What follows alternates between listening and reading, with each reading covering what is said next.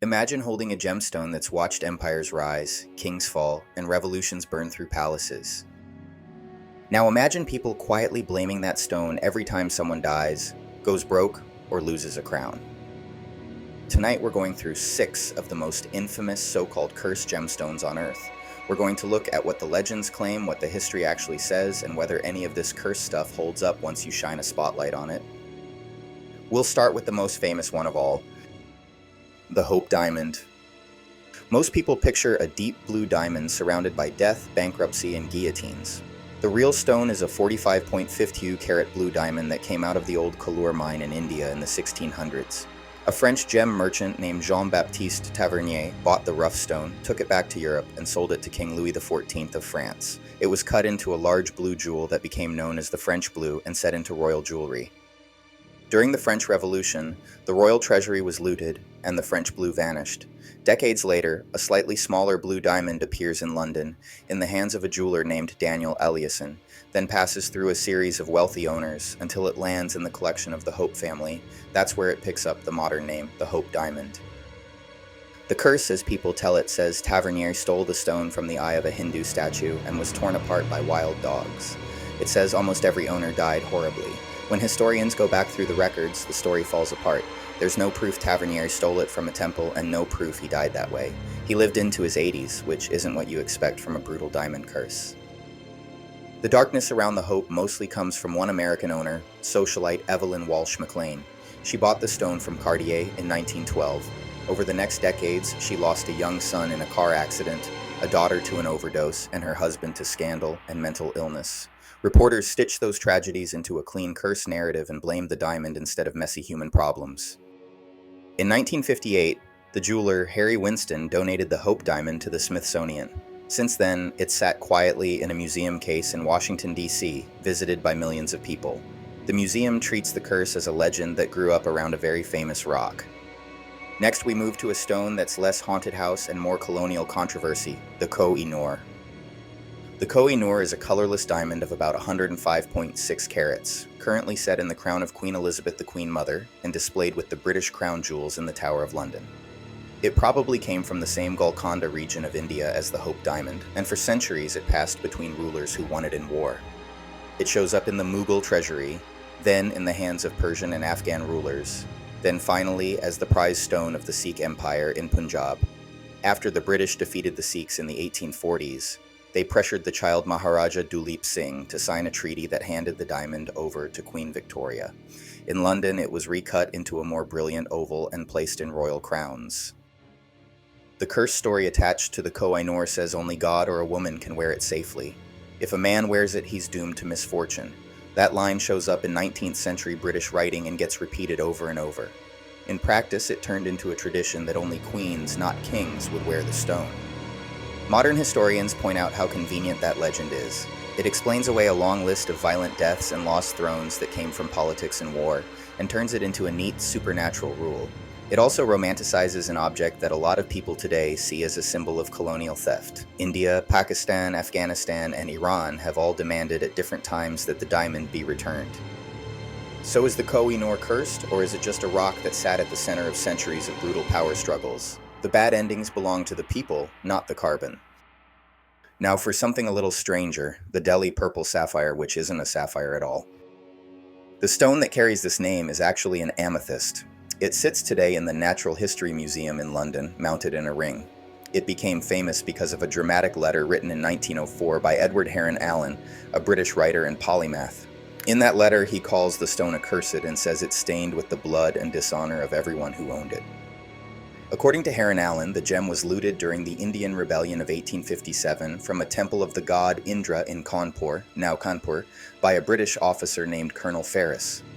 Once back in England, Ferris and his son supposedly suffered financial ruin and illness. Heron Allen claims that after he acquired the stone, his own life began to fall apart, and that friends who borrowed it were also hit with sudden misfortune, including a professional singer who allegedly lost her voice.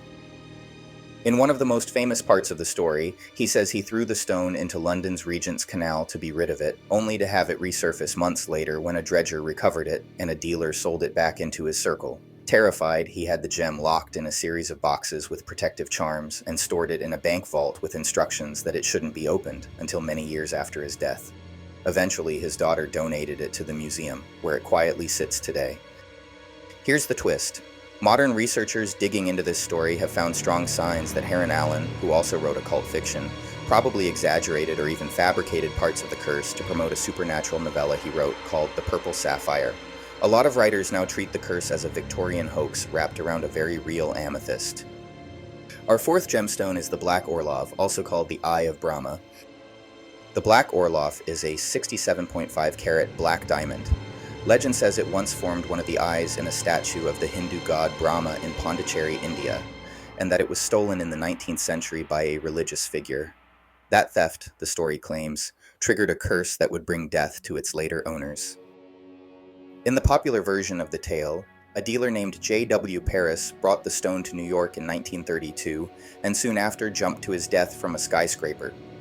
Later Russian owners, usually named as Princess Nadia Orlov and Princess Leonila Baryatinsky, are also said to have died by suicide in the 1940s. The diamond was then recut into a smaller stone set in a brooch and necklace in an attempt to break the curse. This is where fact-checking gets interesting. Modern writers have tried to track down independent documentation for those suicides and for some of the named owners. The paper trail's thin to non-existent. In at least one case, a woman often claimed to be part of the curse story actually lived to a very old age. What we can confirm is that a black diamond called the Black Orlov exists, that it was recut to its current size, that it's been displayed in major museums, and that its recent owners don't report supernatural disasters. The curse here looks less like a pattern of deaths and more like a ghost story attached to a marketable luxury object. Our fifth stone is another imposter, the Black Prince's ruby. Despite the name, the Black Prince's ruby isn't a ruby. It's a large red spinel, around 170 carats, set in the cross above the Cullinan II diamond on the front of the imperial state crown of the United Kingdom. In medieval Europe, all red transparent stones were called rubies, so the misnaming stuck for centuries. Gemology only split spinel off as a different mineral in the late 18th century. According to tradition, the stone originally belonged to a Muslim ruler in Granada. In the 14th century, the Castilian king Pedro of Castile, often called Pedro the Cruel, seized it after having that ruler killed. Pedro later gave the stone to Edward of Woodstock, the English prince known as the Black Prince, as a reward for helping him win the Battle of Nájera in 1367. The gem appears in later English royal inventories and is said to have been worn by Henry V in his helmet at the Battle of Agincourt in 1415, where he narrowly escaped death. It shows up again in crowns that survived civil war, the temporary abolition of the monarchy in the 17th century, and the eventual restoration. By the time of Queen Victoria, it was firmly embedded in the imperial state crown. People who call it cursed point to the violent ends of some of the rulers associated with it, from medieval kings who died in battle to later monarchs who were deposed or exiled. Others see it as simply a witness, a stone that happened to ride through a turbulent stretch of history. Whatever you believe, it's one of the clearest examples of how a misidentified gemstone can gain a larger-than-life personality. Our final stone is the Sancy diamond. The Sancy is a pale yellow diamond of 55.23 carats that now sits in the Louvre Museum in Paris. Its story runs back at least 500 years and possibly further to a larger diamond called the Bal de Flandre. Over the centuries, it's passed through the hands of nobles, kings, and wealthy financiers. The diamond takes its name from Nicolas de Harlay, Seigneur de Sancy, a French diplomat who owned it in the late 16th century. One of the most famous legends says that Sancy once lent the gem to King Henry III of France. The servant carrying it was attacked and disappeared. When the servant's body was eventually found, an autopsy revealed the diamond inside his stomach. The story claims he swallowed it to keep it out of enemy hands and paid for his loyalty with his life. Historians treat this tale as unproven, but it's become part of the stone's mythology. Later, the diamond entered the English royal collection, associated with King James I, then returned to France. Several monarchs linked to the Sancy, including Charles I of England and Louis XVI of France, ended their lives on the scaffold. During the French Revolution, the stone vanished from the royal treasury, only to reappear later in private collections, eventually being bought by the Astor family and finally acquired by France in the 20th century for the Louvre. That long list of royal downfalls is what fuels talk of a curse on the Sancy. But again, when you look closely, what you really see is that heads of state in violent times tended to die badly, with or without diamonds. So what do these 6 stones have in common? They're all rare, all high profile, and most were mined centuries ago in or near India. They sat at the center of empires, conquests, and colonial expansion.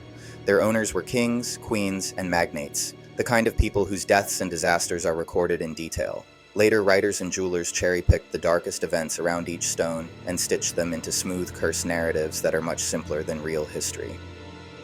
If you take a skeptical view, cursed gemstones are a mix of survivorship bias and human pattern seeking.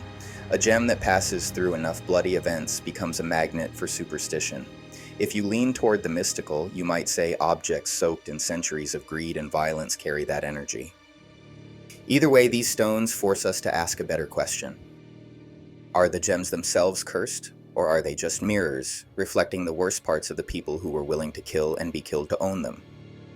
If you want more deep dives into haunted history and hard gemology, hit like, drop a comment, and subscribe to Mystic Apothecary so we can keep digging into the strange side of gemstone lore together.